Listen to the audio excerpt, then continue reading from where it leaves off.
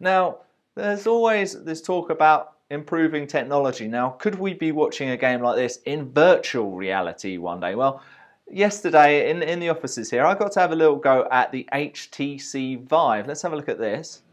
Here I am trying it out. Look, I get a little bit confused of where I am, what I'm doing. I start kneeling down on the floor, looking around the world. I think I was using something to do with Google Maps, and I really went completely around the world. After getting a little bit lost at sea, I eventually found the Faroe Islands, and then I went over to Cape Town, and I was able to look off the top of Table Mountain. And then I went to Doha, and I found my old building where I used to live. Absolutely amazing technology there, and you'll see I'm getting a little bit lost looking above my head, and there's so much exciting things which could be happening in this world of virtual reality. And we're going to talk a bit more about this with this morning's guest. I'm delighted to introduce to our show Ben Smith from Laduma. Now, Ben is a former sports broadcaster with the BBC, former sports journalist with the Times, and now delving into the world of virtual reality. Ben, good morning to you. Thanks for stepping out your busy schedule to fit us in. I know you're at Manchester Airport. Going anywhere nice today? I'm just heading over to the US, Richard. It's great to be on the show, and apologies for the backdrop. Just making do in the corner of Manchester Airport somewhere, but great to be on the show. Yeah, it's great to have you this morning. So, Ben, first of all, tell us a bit more about Laduma and what you guys do. Well, the company's just a little over a year old. We set up a business, I guess, to try and find a way to continue to tell fantastic stories in sports primarily. And we felt that virtual reality was the next big platform to do that. You know, the company's full of people who've told stories in newspapers, as you say, who've been part of massive football, soccer clubs around the world, who have worked for broadcasters. But we believe that virtual reality is the most exciting platform for sports fans, for players potentially as well, and for the audience around the world, really, to engage with the sport in a way that we've never seen before. And that really was the building block for Laduma beginning. And 2016 was a great year for us. We saw a lot of traction and growing interest in virtual reality. At the start of the company, we were having really to explain what it was and how it would work. And by the end, we were the ones taking the calls from people saying, we're interested, we know it's something we need to be involved with, but we need somebody to hold our hand. So yeah, it's been a great 12 months for Laduma. Well, without being overly technical, what exactly does it involve? Well, this is about creating content that is not only 360 in the fact that it is all around you, and wherever you look, you will see something. It will be as if you are in that place.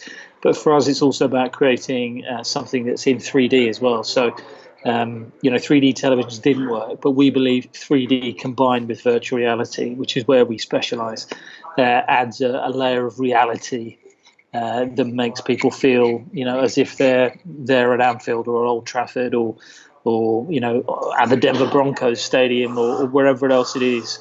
We believe that just creating that extra level of immersion is vital to engaging people in virtual reality. Yes, at the moment it's still something that people see, and that funny headset might still be something that people are very much getting used to.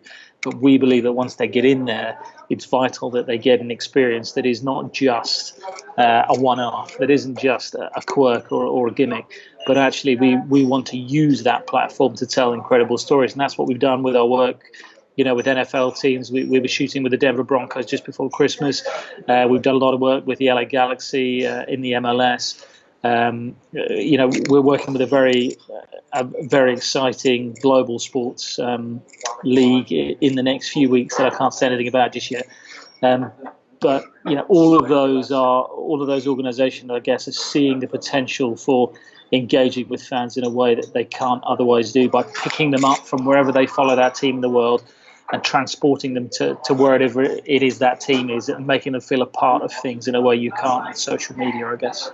Yeah, I saw an amazing video the other day on the European Tour's YouTube video of a 360 video, and it was one of the golfers showing his tee shot. It was really interesting.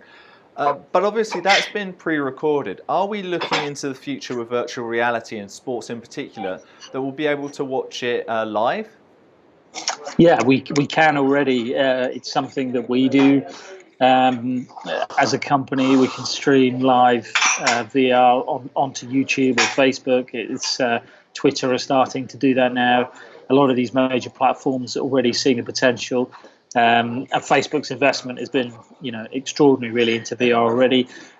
Next VR have started to stream NBA games now, one a week. Every Tuesday, you can watch a game in the NBA live in VR. I think we're still in the very early days, as we were with TV many years ago. People understanding how to make the most of the platform and the medium.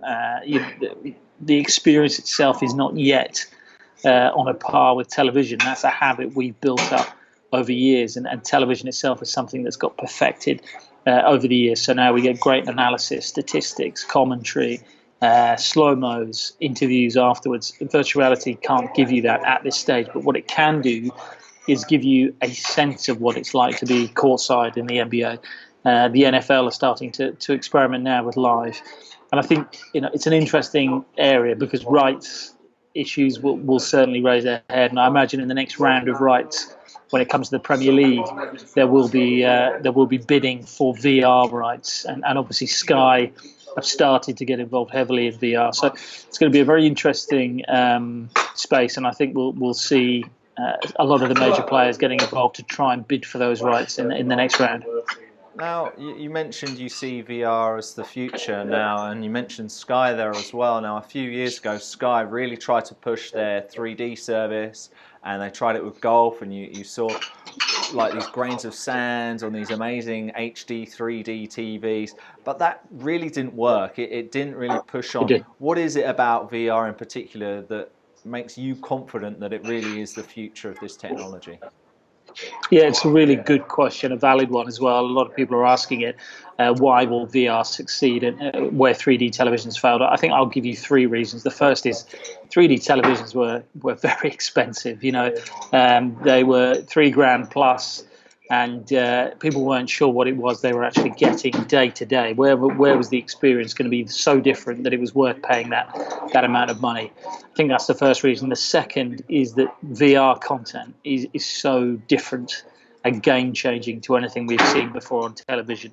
It is extremely immersive, as you said yourself. You saw, on the HTC, when what we do is create real experiences. They're not virtual really in any way. They are, they're real. And so when we put people there, the experience is game-changing and the reactions are incredible and people want more. And the third reason is when you look at the players around the table and those who are investing in VR, I mentioned Facebook, YouTube, Google, heavily investing there. Apple will come soon. Twitter, Sony, Samsung. These are the companies that decide how and where we consume content. And if these guys are deciding that that's going to be in virtual reality in the future, then there may not be an awful lot anyone can do about it. And I think you have to look at the people around the table and decide if you want to bet against them, I guess. And we're certainly not. Well, we'll have to wait and see if this all comes true. It's a very interesting time in all of this world of sports technology and broadcasting. Ben, it's been so great to talk to you. Just give us a bit more details about Laduma and how we can find you online and all of your various social media channels, please. Sure, we're at Laduma on Twitter, our website, laduma.co.uk. We're based in the US, in the UK, and now in Cape Town in South Africa. So very much a global presence. But please, if you can help or just give you some more information, don't hesitate to come and find us on the website. Brilliant. Ben Smith from Laduma, thank you so much for your time this morning on Sportuccino. My pleasure.